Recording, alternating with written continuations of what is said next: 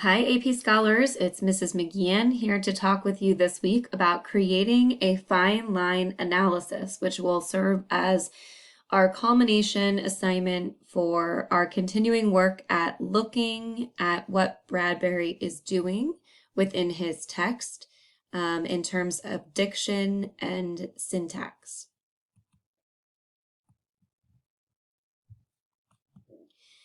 Just as a quick review, our essential questions that we have been focusing on in the last week or so have been, what can we see when we look?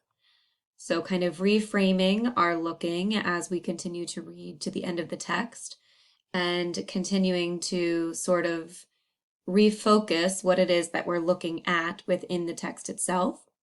And when we start to refocus our looking, we want to consider, how do writers use diction and syntax to emphasize the meaning of a sentence or passage and increase its impact?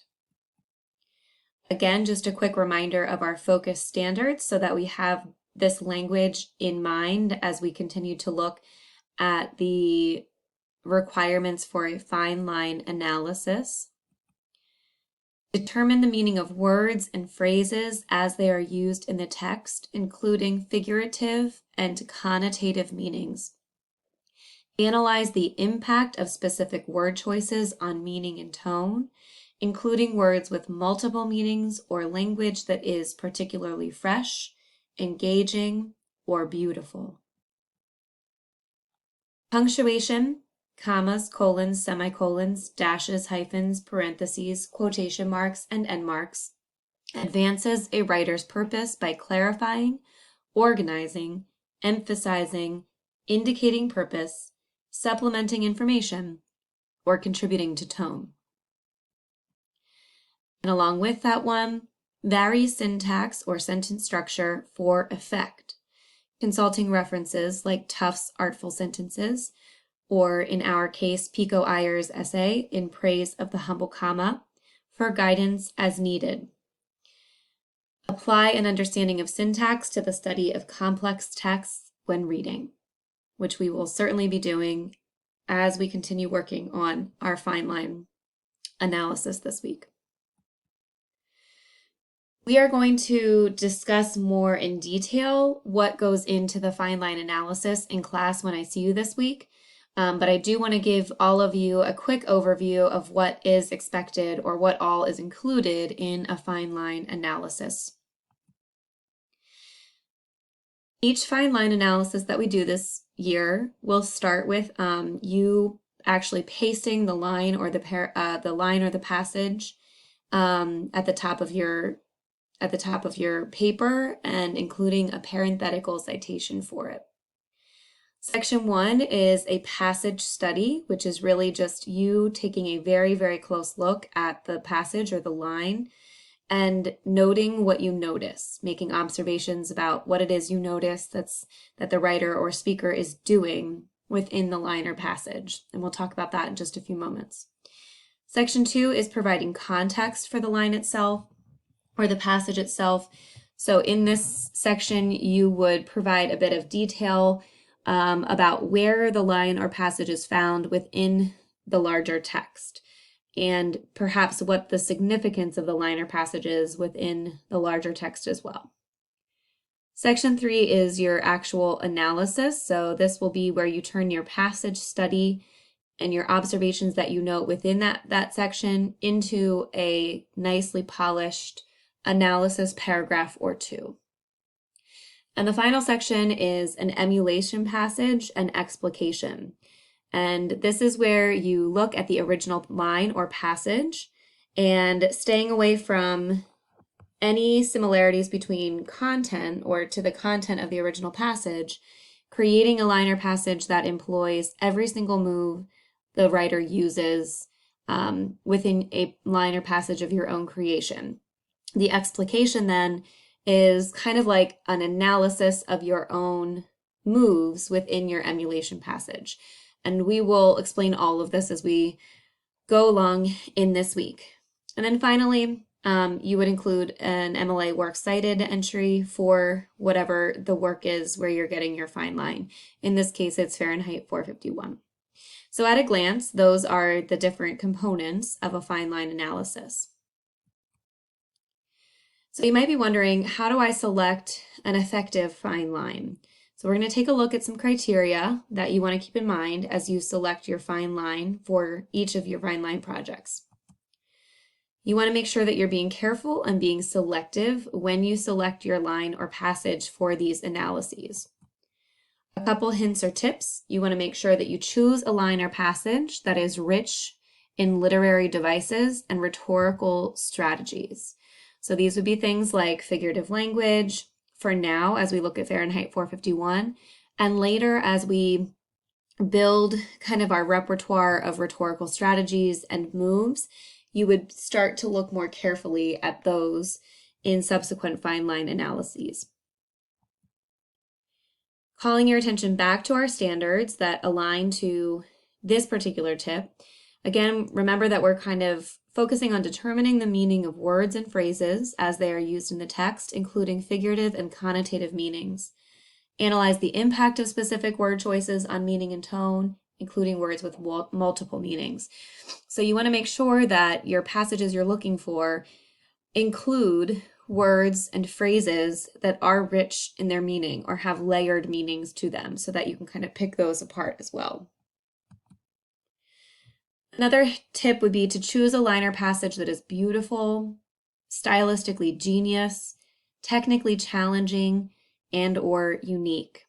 And again, calling to mind the part of our standard that focuses on language that is particularly fresh, engaging, or beautiful. So the best selection for fine line passages is a line or passage that makes you stop, or that takes your breath away, or that kind of makes you scratch your head potentially. Those are passages that are doing something. Those are passages that make you stop and notice. Those are passages that are particularly fresh, engaging, or beautiful. You also want to make sure that you choose a line or passage that you can emulate well, meaning that you yourself can make an attempt to utilize or employ all of the moves that the writer is using in the original passage. In this vein, you kind of want to take your line or passage for a test drive. And again, you'll understand what this means by the end of the week, so that you don't necessarily choose a line that is kind of a dead end. You want to make sure that you're choosing lines that are rich and that, again, you can emulate well without too much difficulty, or even a little bit of difficulty, because it is a tricky task. You want to make sure that you don't commit to a line or passage until you know that it can work.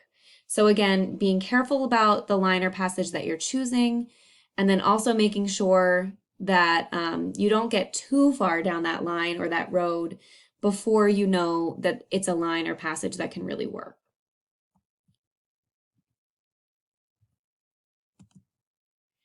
So I'm going to ask you either now to pause the video, or you can do this later once you've kind of finished the video as well. I'm going to ask you to peruse the text and your annotations. I'll have you select at least 2 lines or passages from the text that meet the criteria outlined on the previous slide. And then I'd like you to post them to the Potential Fine Lines discussion board.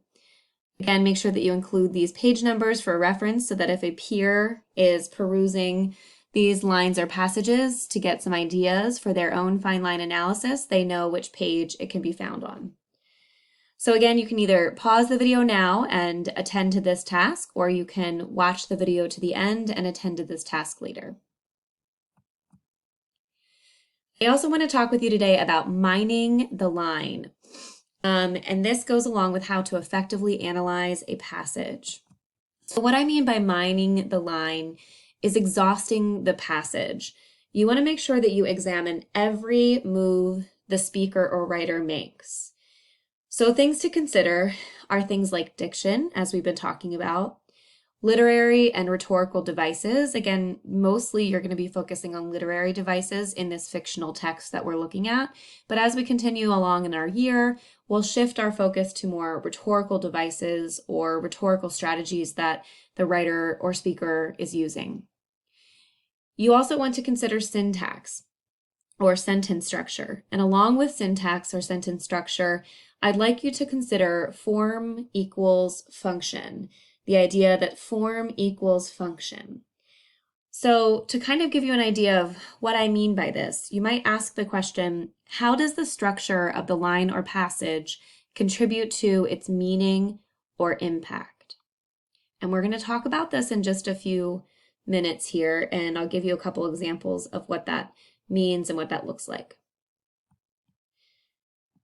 In addition to examining every move that the speaker or writer makes, in order to mine the passage, you want to make sure that you look up any unfamiliar words in the passage for sure, but you might also want to look up words that are familiar to you to make sure that your definitions or your understanding are accurate and complete. For example, you might think you know a full definition for a particular word, but if there's any inclination that maybe there's something more to that word, I would take a few minutes to look it up. And often what you'll find is that there are several different meanings that perhaps you didn't even know existed for that word. This will help you to explore its multiple definitions if they exist. Take a look at connotation and denotation, its etymology, so looking at the word origin and the word evolution, and its usage. How can the word be used? And using all of those things then to enrich and contribute to your analysis in order to give a full and complete analysis that helps you to look at every move the writer or speaker is making or to mine the line.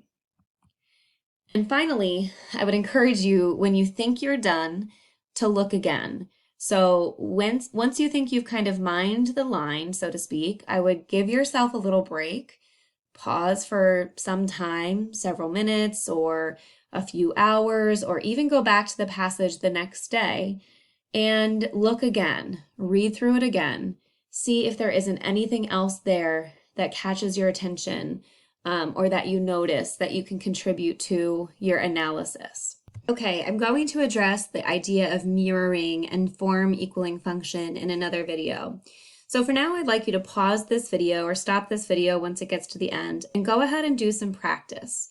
I'd like you to go on over to the Fahrenheit 451 sample passages document and try your best to mine the line. There are 3 different passages provided there, and I want you to do your best to exhaust the passage, to look at or try to see every single move the writer is making. In this case, the writer is Bradbury.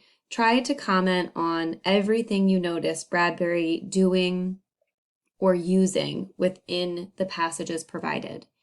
On Wednesday, you'll be comparing your work to my work, so taking a look at my notes and seeing if there's anything that I was able to see that you weren't, or vice versa. Maybe there was something that you saw in the passage that I didn't, that you can share with me. Good luck in your work, and as always, if you have questions or need any help, please be in touch.